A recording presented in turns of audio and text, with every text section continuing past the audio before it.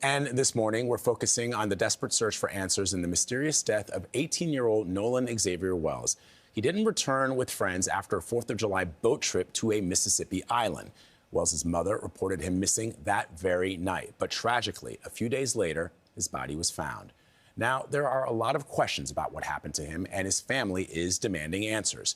Nolan's parents, Christine and Elmore Wonsley, and their attorney, Ben Crump, are joining us now in studio to talk more about this. Thank you both and Attorney Crump for being here under these especially difficult circumstances that no parent ever wants to live through.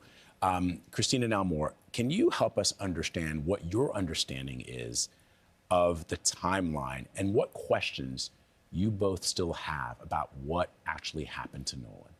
So he basically, the night before, all the boys got together, stayed the night. 4th of July, they launched the boat. They went to the island, and that was that. I was expecting hey, we're back, like he normally does. Didn't happen. Get a phone call around 11, 4th of July.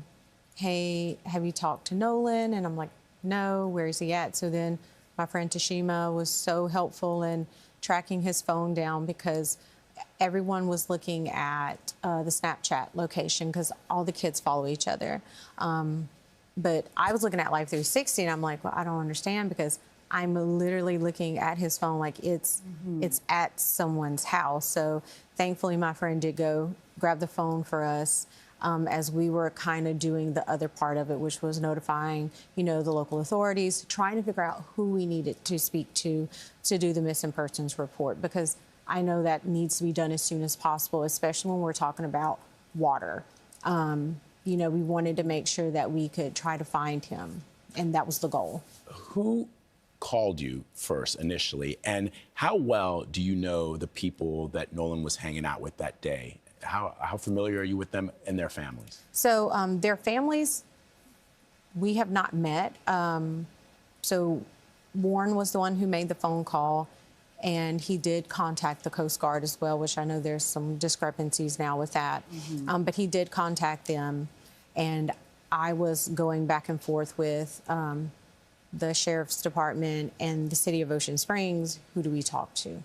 So then it turned into I had to contact DMR. And DMR took the information, but then reverted me back to Ocean Springs Police Department. So it's kind of like, where do we go from here? So Jackson County basically was like, hey, we're gonna take it over. We'll go ahead and do the report. Well, the mother of one of the boys who was with Nolan apparently posted on social media that Nolan made a decision to stay on the island and then return inland later with another group of friends. Were you made aware of that plan beforehand? Is that something that Nolan would have done or would do often?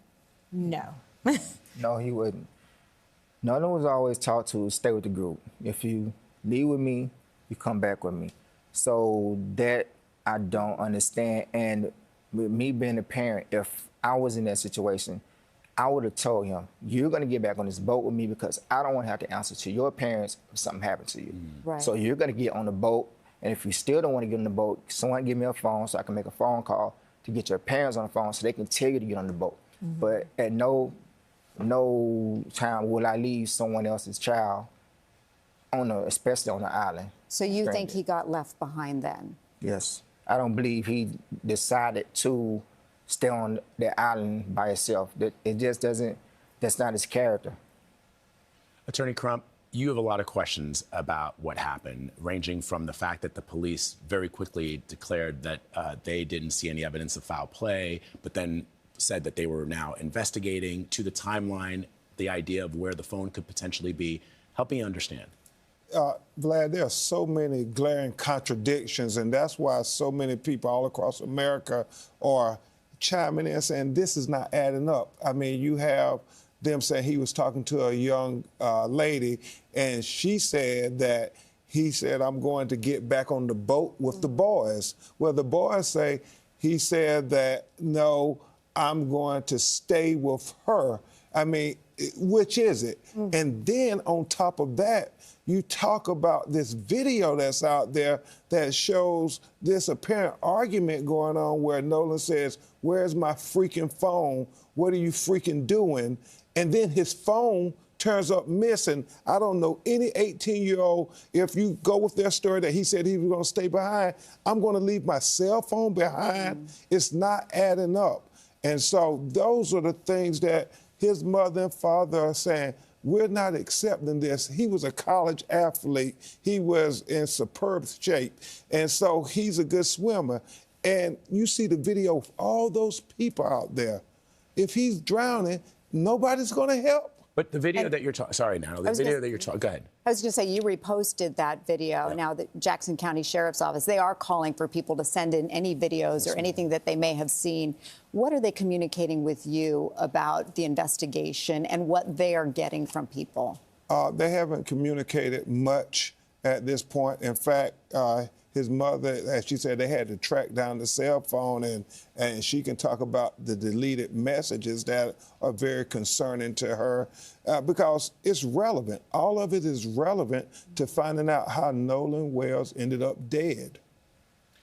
Let me ask you really quickly on that video that you posted. Are you sure that that is Nolan's voice that we can hear on the video? Well, and there are kids. Kids are talking, and kids are always talking that there was an argument. So we have independent investigators doing it, and we get an independent autopsy. Colin Kaepernick paid for his body to be flown up to Washington, D.C. from Mississippi because his parents have some distrust when you think about the history of Mississippi.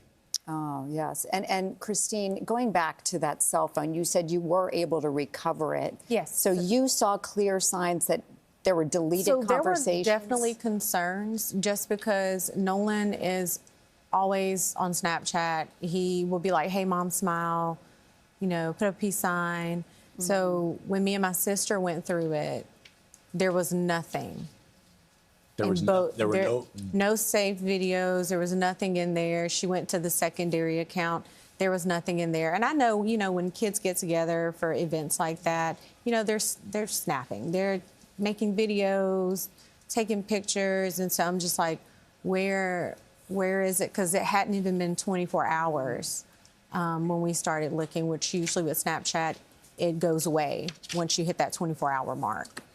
Elmore, can you, for all of us who are so concerned about what happened here, just tell us a little bit more about your son. Who was he? What kind of man was he growing up to be? He was very respected by the community. He was very respected by a lot of people. There wasn't a friend that he couldn't make. People gravitated to Nolan. That was just the type of person he was. He was I would say a silent leader when on the field and on the basketball court. People would follow his actions and not his words. I'm a person, I believe action is more important than words. You can tell me 1,000 times you love me, but show me you love me. If you are my real friends and I'm giving you this trust, you need to get it back to me by making me. Making me get on that boat. It's 3 of them, one of me. Yeah, we may tussle, but when we get back to the mainland, either we're gonna tussle some more, or we're gonna go party. So, and same with the adult. If that was your child, and I was the one there, you would have wanted me to make your child get back on the boat. So, there was a lot of bad decisions made. I don't think my son volunteered to stay on that island. I can't believe that. All right. Thank you both for being here. We're so sorry about this, and we hope that there is some news that comes out of this investigation. We'll be watching. Thank you very much. Thank you, Natalie. Appreciate it.